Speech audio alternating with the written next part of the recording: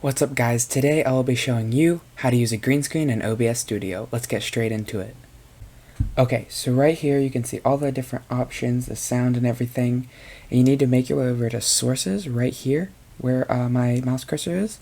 And then scroll all the way down to where you find your face cam. I don't know if you've changed it, but mine is just face cam, which is showing my face right here. Right click on that, and at the very bottom just scroll down. You'll find filters, it's right above properties. You probably used that one before.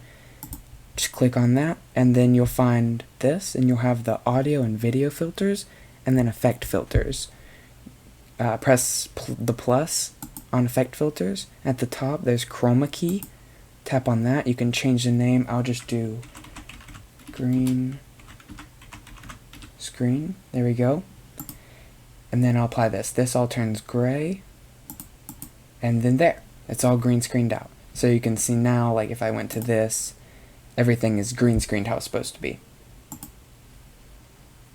If this OBS green screen tutorial was useful for you guys, don't forget to like and subscribe to the channel, and have a great rest of your day.